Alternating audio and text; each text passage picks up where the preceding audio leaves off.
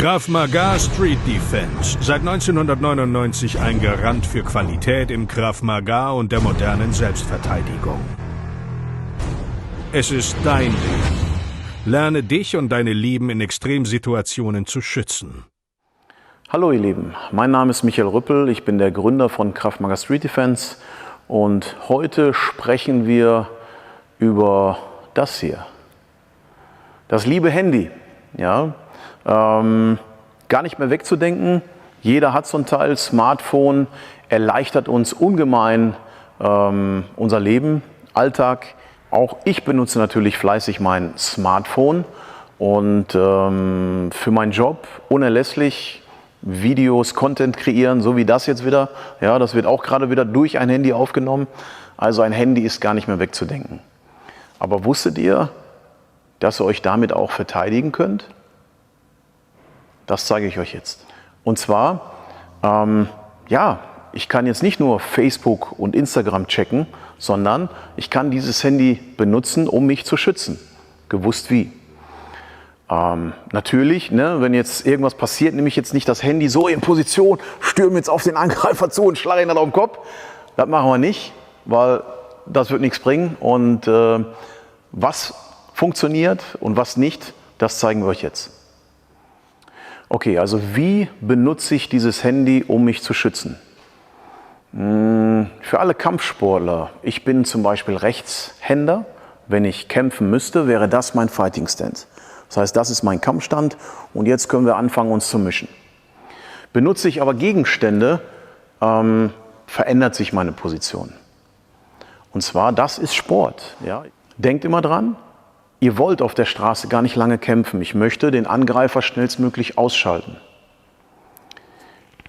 Wenn ich also jetzt mit meinem Telefon durch die Stadt renne, ja, keine Ahnung, was ich da gerade mache, telefoniere oder ich checke hier irgendwelche Instagram-Geschichten oder Facebook und jetzt plötzlich passiert was, dann so halte ich ja mein Handy normal. Ne? Das heißt hier, wir haben das Handy hier so in der Hand drin liegen, unser Daumen macht jetzt hier so die verrückten Dinge, ja, und wenn aber etwas passiert, dann verändere ich diese Haltung und zwar das Handy wird in meine ganzen Hand genommen und der Daumen greift jetzt hier oben drauf. Okay? Das Handy ist stabil an den Kanten und genau mit diesen Kanten werde ich angreifen. Dazu ist aber unsere Position wichtig. Das heißt, ich stelle mich jetzt nicht so hin, ne, und jeder, der jetzt hier kommt, wird jetzt attackiert mit meinem Handy, sondern die Position sollte relativ natürlich noch sein. Das heißt, ich möchte gar nicht zeigen, dass ich ihm das Ding gleich auf den Schädel hau. Deswegen, ja, wenn jetzt hier irgendwas passiert, jemand quatscht mich hier voll, okay, dann gehe ich plötzlich in meine Verteidigungsposition mit dem Telefon. Und zwar nehme ich mein rechtes Bein nach vorne. Ja, jemand spricht mit mir und sagt, ey, guck mal, ich will überhaupt keinen Stress, alles ist gut, ja, komm, bleib locker. Und ihr seht, wie ich das Handy jetzt hier schon halte, mein Daumen ist jetzt schon oben. Ja, wir quatschen jetzt hier, ich will überhaupt keinen Stress kommen. Ja, und aus dieser Position, jetzt bin ich ready. Jetzt bin ich verteidigungsbereit. Was ich damit mache ist, ich kreiere mit dieser kleinen Ecke sehr viel Energie. Wenn ihr euch vorstellt, warum funktioniert ein Glasbrecher? Wenn wir uns jetzt eine Scheibe nehmen, eine Autoscheibe, und ich würde jetzt mit meiner Faust, mit meiner Hammerfaust auf die Scheibe schlagen, würde diese Scheibe nicht brechen. Sie bricht nicht, weil die Trefferfläche sehr groß ist. Je kleiner diese Trefferfläche aber ist, desto mehr Energie kann ich erzeugen. Und das ist das ganze Prinzip, was dahinter steckt. Ich brauche gar nicht viel Kraft, denn diese kleine Ecke bricht Knochen. Wenn ich damit auf die Hände schlage oder ins Gesicht schlage, breche ich damit Knochen. So, ich zeige euch nochmal meine Position, die ich einnehmen würde, wenn ich mich mit diesem Handy schützen möchte. Das heißt, aus einer normalen Position, ne, wir würden jetzt telefonieren oder wir würden irgendwas checken und plötzlich passiert hier irgendwas, bringe ich mein rechtes Bein nach vorne. Ja? Das heißt, ey, komm, Jungs, ich weiß gar nicht, was los ist, ich will überhaupt keinen Stress, alles ist gut.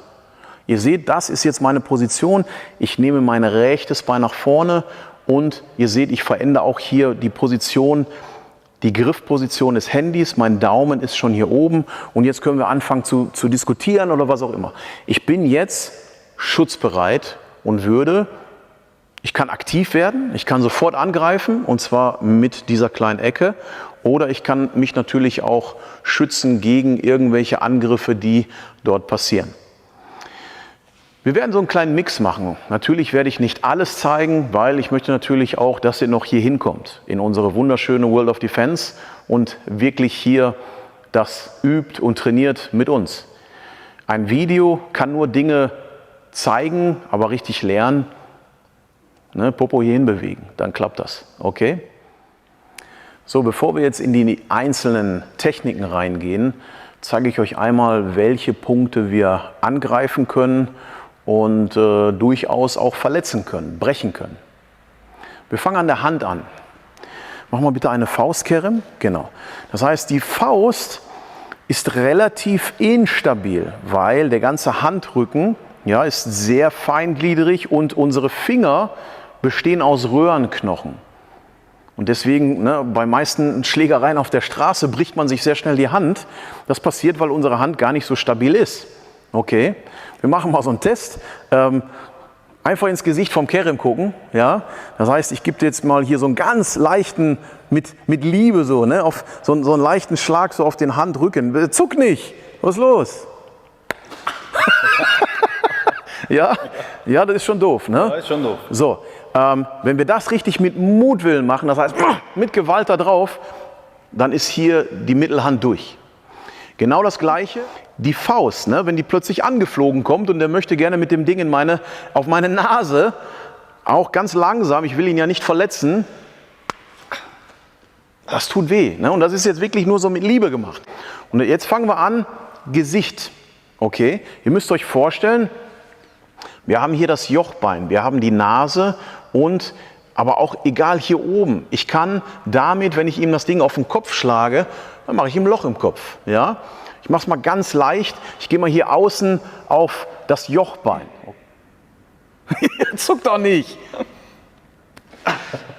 Ja, also da passiert schon was. Einfach mal hier oben auf die Stirn, auch ganz langsam. Das hört ihr auch. Ne? Also man hört, es tut weh. Und das müsst ihr euch vorstellen, diese Stellen greifen wir an. Aber ganz, ganz wichtig, mit dieser Kante. Okay?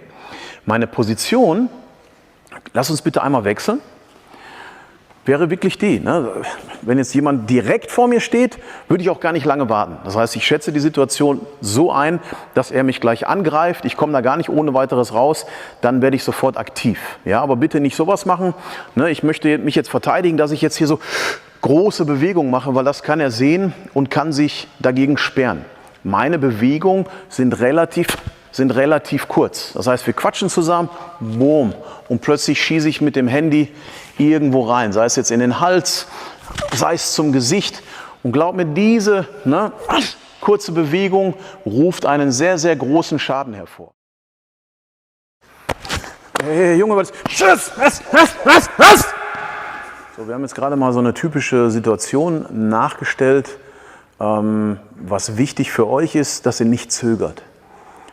Viele Menschen sind erstmal erschrocken, ne, und gehen erstmal zurück, aber er ist ja schon im Angriffsmodus. Das heißt, eigentlich haben wir nur die Chance, uns sofort auch zu verteidigen. Was habe ich gemacht? Ich habe meine Position verändert. Ne? Ich war vielleicht abgelenkt, was natürlich ein Fehler ist. Man sollte nie dadurch abgelenkt sein, sondern immer die Umgebung, ne, sich anschauen, weil wenn er mir jetzt einfach einen ins Gesicht schlägt, bin ich K.O., kann ich gar nichts mehr machen. Ne? Das ist einfach nur ein Szenario, das bitte auch so sehen. Eigentlich bin ich nicht unaufmerksam. Ja, ich gucke auch nicht hier so, ich gucke da drauf, wenn ich wirklich weiß, ich bin so in einer Zone, wo niemand ist. Aber wenn Menschen um mich herumlaufen, gucke ich da nicht unbedingt drauf, weil ich kann gar nicht sehen, was da gerade passiert. Ja? Um euch das aber so ein bisschen näher zu bringen, haben wir halt diese Situation gewählt. Für die ganzen Schlaunasen, die nachher sagen, ja, aber ja, für die ganzen Tastenkrieger da draußen. Okay. Was ist passiert? Ich habe plötzlich hier einen Impuls. Ich verändere meine Position. Das heißt, ich bin jetzt hier was am Checken, ich bekomme einen Impuls und plötzlich sage, ey, komm, Junge, ich will überhaupt keinen Stress, bleib locker. Ich nehme meine Hände hier vorne rein und mein Handy ist jetzt schon in Position. Sollte jetzt hier ein Schlag kommen, weiß ich genau, es macht jetzt keinen Sinn, erst den Schlag, ne, so à la Krav Maga abzuwehren und jetzt hier wieder reinzugehen. Ich möchte ihn sofort verletzen. Ich habe jetzt hier einen Gegenstand in der Hand und wenn ich da einmal auf die Hand schlage, ist der Kampf schon zu 80% für mich gewonnen. Und deswegen werde ich sofort das, was jetzt hier mir entgegenkommt, attackieren mit einem Schlag. Der Finger wird unter Umständen gebrochen sein. Das heißt, es würde bedeuten, er verspürt einen Schmerz, er zieht die Hand zurück. Jetzt bagger ich hier das Ding runter und fange jetzt an, auf den Kopf zu schlagen. Und zwar auf das Jochbein. 1, 2 Schläge und das Ding ist durch. Ja, hört sich brutal an, aber er greift mich hier gerade an. Was soll ich machen? Weiche Mittel gibt es dann nicht mehr. Es spielt auch gar keine Rolle, welche Hand da jetzt angeflogen kommt, weil normalerweise weiß ich das ja auch gar nicht. Er kann links schlagen, er kann rechts schlagen, er kann mit dem Haken schlagen. Das Konzept ist immer gleich, ist übrigens auch wie unser Messerkonzept. Ich würde erst immer meine Waffe benutzen, um ihn zu verletzen. Wir spielen das mal mit der linken Hand durch, das heißt, er würde jetzt einen Schlag mit der linken Hand machen, bumm, mache ich genau das Gleiche. Ich schlage hier drauf, bumm, er hat wieder einen Schmerz, zieht die Hand zurück, ich blockiere ihn wieder und gehe jetzt wieder von außen her und würde ihm hier den Rest geben. Wenn er einen Haken macht, würde ich genau das Gleiche machen. Gib mal einen Haken zum Kopf, bumm, so würde das Ding hier angeflogen kommen. Und ihr müsst euch vorstellen, hier ist überall Muskulatur. Hier ist Muskulatur. Es macht keinen Sinn, wenn ich jetzt hier irgendwo so mit dem Handy da drauf schlage, das ist unangenehm, aber nicht zu unangenehm. Deswegen will ich ihn da erwischen, wo es Sinn macht, nämlich wieder Hand oder Unterarmbereich, Knochenbereich. Da, wo es auch wirklich wehtut. Das bedeutet, wenn ich jetzt hier in Position bin und plötzlich merke ich, jetzt kommt hier so ein Haken, bumm, gehe ich da drauf. Nicht schön, ne? Das heißt, er kommt jetzt hier mit aller Gewalt an, ich schlage wieder in den unteren Bereich, blockiere und bin wieder hier, dass wir das Ding beenden. Es würde keinen Unterschied machen. Das Bewegungsmuster ist gleich. Bei einem linken Haken, ja, meine Hand wäre hier, würde ich genau das Gleiche machen. Erst kommt immer der Gegenstand. Das heißt, ich würde ihn erst mit dem Gegenstand verletzen, blockieren und würde jetzt wieder hier weiterarbeiten. Wir drehen das einmal. Ja, das heißt, wir sind hier in Diskussionshaltung. Jetzt kommt der linke Haken, bum, bum, und wir arbeiten hier wieder weiter. Wir haben also alle Möglichkeiten, Angriffe zu stoppen. Jetzt kommen wir zu einigen Situationen, Selbstverteidigung. Wir werden gegriffen, wir werden gewürgt, wir werden umklammert. Und auch hier, immer wenn ich Alltagsgegenstände dabei habe, kann ich diese auch benutzen. Das heißt, was weiß ich, Szenario jetzt, ich habe mein Handy in der Hand, plötzlich greift mich hier ein am Schlawittchen und was kann ich machen? Wir haben immer die Möglichkeit, situationsbedingt natürlich auch zu handeln. Ich kann weiche Techniken nutzen und harte Techniken. Das mache ich davon abhängig, wie gefährlich ist die Situation jetzt für mich. Jetzt kann es sein, der Typ ist jetzt hier nur angedudelt und quatscht jetzt hier so ein bisschen Blödsinn, aber trotzdem, das ist unangenehm für mich. Ich möchte, dass er mich loslässt. Ja? Hier mache ich plötzlich das. Wir quatschen auch wieder. Ich versuche erst immer verbal das Ding zu lösen, wenn es jetzt nicht mehr geht. Ihr seht, meine Position des Handys ist jetzt verändert. Immer wenn ich zuschlagen möchte, dann würde ich das machen. Möchte ich aber zustoßen, halte ich mein Handy fast ganz normal. Das heißt, aus meiner ganz normalen Haltung, ihr seht, jetzt bringe ich das Handy hier so rein und dadurch kann ich plötzlich sehr gut zustoßen. Wir quatschen, er hält mich jetzt hier feste, was auch immer, und ich will das jetzt nicht mehr. Dann greife ich plötzlich eine Hand und die andere Hand schnellt ganz schnell zum Hals und drückt ihn jetzt hier weg. Und zwar zwischen Luft und Speiseröhre. Ja, natürlich könnte ich auch den Kehlkopf attackieren. Das wäre aber wieder eine Geschichte, ist es verhältnismäßig oder nicht. Ja, das heißt, wir quatschen, er greift mich, ich habe da jetzt keine Lust mehr zu. Ihr seht, mein Handy ist jetzt hier in der Hand. Warum?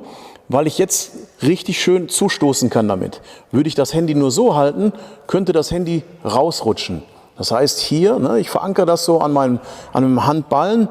Wenn ich bereit bin, ich will das jetzt nicht mehr, dann greife ich. Ganz, ganz wichtig, denn wenn ich nicht greife und ich würde jetzt hier einfach reingehen, würde er auch einfach loslassen und ich könnte gar keinen Druck erzeugen. Deswegen, ne, wir wollen ja auch ein bisschen Spaß haben, erst immer so ein bisschen Druck erzeugen und dann plötzlich schieße ich hier rein, drück ihn weg. Der Druck ist wirklich so, ja. Das heißt, ich drücke richtig und erst im letzten Moment lasse ich los, damit er auch schön fliegt. Andere Situationen, ne, wie gesagt, Verhältnismäßigkeit ist ganz, ganz wichtig. Wenn ich die Situation aber jetzt als sehr gefährlich für mich einstufe, dann fange ich hier nicht an, weich zu arbeiten, sondern dann fange ich auch wieder an, selbst zu verletzen. Okay?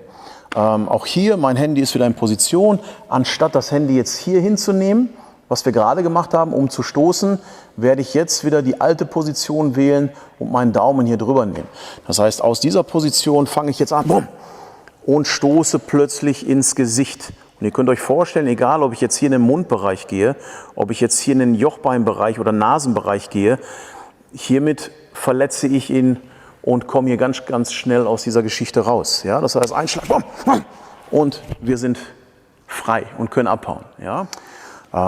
Es gibt natürlich unterschiedlichste Szenarien oder Angriffstypen und Techniken und bei fast allem kann ich das Telefon benutzen.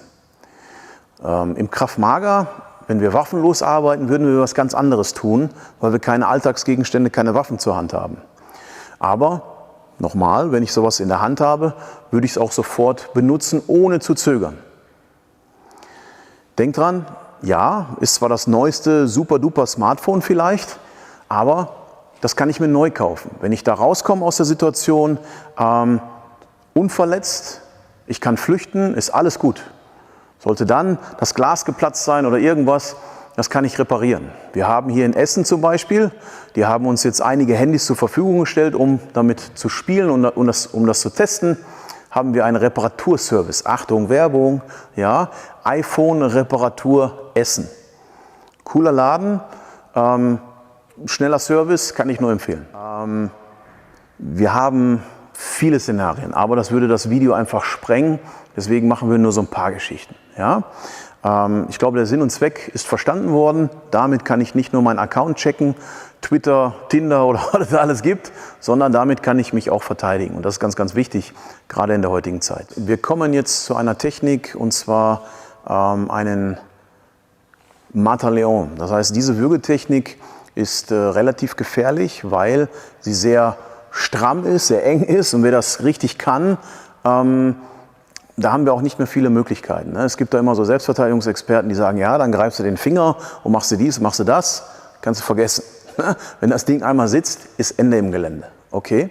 Wir haben noch einige Möglichkeiten, da was zu tun, aber wenn wir Alltagsgegenstände haben, egal was es ist, dann erleichtert uns das so ein bisschen die Geschichte. Auch das ist nichts Hundertprozentiges, aber es geht darum, den Angreifer sofort auch anzugreifen. Okay? Und zwar da, wo es weh tut. Habe ich wieder Gegenstände in der Hand, benutze ich diese Gegenstände. Kerem, wenn er geht jetzt in einem, warte mal, wir machen das mal anders. Ich lasse das Ding mal hier so ein bisschen hängen, sonst hört man uns nämlich nicht.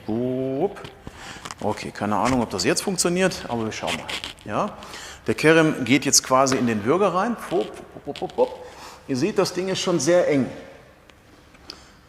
Ich sehe aber anhand der Position, ich weiß, dass der Kopf sich hier befindet. Okay? Das heißt, wir haben jetzt die Möglichkeit mit dem Handy. Ich versuche jetzt nicht irgendwo in die Genitalien reinzugehen, weil ich habe hier gar nicht viel Zeit. Das heißt, unsere Hände kommen sofort hoch und ich gehe hier hinten rein. Und versuche da reinzugehen. Und ihr könnt mir glauben, wenn ich damit komme ich so in den Augenbereich, Nasenbereich, er wird sofort loslassen. Okay? Andere Geschichte. Ja, bitte, das Gleiche.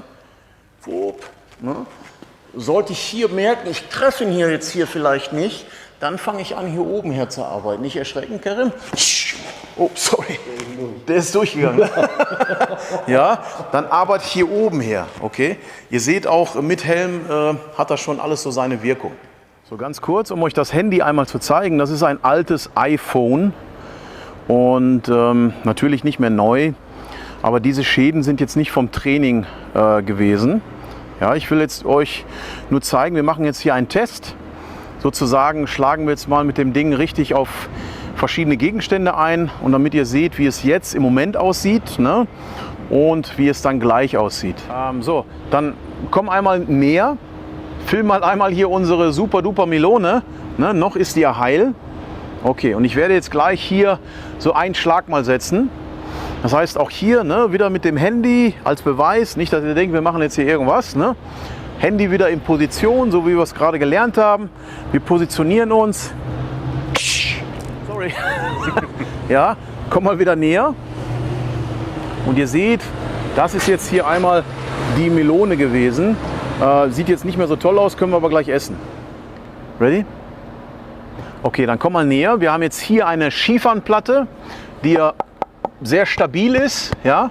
Und keine Ahnung, aber wir versuchen jetzt mal die Schieferplatte mit dem Telefon zu zerstören. Und danach schauen wir uns das Handy an, wie es dann aussieht. Ja? Es sieht immer noch so wie vorher aus. Das heißt, wir sind wieder in Position, wir quatschen mit dem Typen. Und die Platte ist durch. Und dann, ja, komm mal näher. Das heißt, das, was wir jetzt hier haben, dadurch, dass das schon ein sehr, sehr harter Gegenstand war, ist, dass die Scheibe gerissen ist. Ja? Aber nochmal, Leute, das Ding kann ich kaufen. Ne? Da gehe ich in so einem Reparaturshop, haben wir einen hier in Essen und da zahle ich einen 50er für und alles ist schön. Aber wenn der Typ mir mein Gesicht bricht und ich lande im Krankenhaus, ist das nicht mehr schön. Jetzt noch mal ganz kurz zu dem Bewegungsmuster, was wir haben, wenn wir dieses Ding benutzen wollen, um uns zu verteidigen. Meine Position ist die. Das ist meine Position. Sollte jetzt hier irgendwie ein Angriff stattfinden, alles was gerade kommt, werde ich so beantworten. Das heißt, ich werde mich hier schützen. Alles was von außen kommt, werde ich hier beantworten oder hier beantworten. Das heißt, meine Bewegungen sind immer sehr kurz. 1, 2, 3, 4. Auf gar keinen Fall hole ich hier aus. Alles ist kurz. Ich will keinen Stress. Bam. Ja? Selbst wenn ich mehrere Angreifer hätte, würde ich nicht erst sagen, oh scheiße, mein Telefon geht kaputt, das Ding wegstecken, sondern, Jungs, ich weiß gar nicht, was ich gemacht habe. Ich will überhaupt keinen Stress. Jungs, alles ist gut. Ja! Und dann raste ich plötzlich aus, ja, und hau allen das Ding auf den Kopf. So, das war's für heute. Ich hoffe, unsere Arbeit gefällt euch. Wenn es so ist, abonniert uns, folgt uns, wo immer wir sind. Instagram, Facebook, YouTube. Und von Zeit zu Zeit hauen wir immer mal wieder ein bisschen was raus, um euch zu zeigen, wie ihr euch schützen könnt. Der junge Mann neben mir ist Kerim. Kerim ist hier meine rechte Hand. Er ist Master Instructor und hat den 4. Dan im Krav Maga. Und ich bedanke mich. Geht immer mit wachen Augen durchs Leben. Schaut nicht zu viel auf euer Telefon.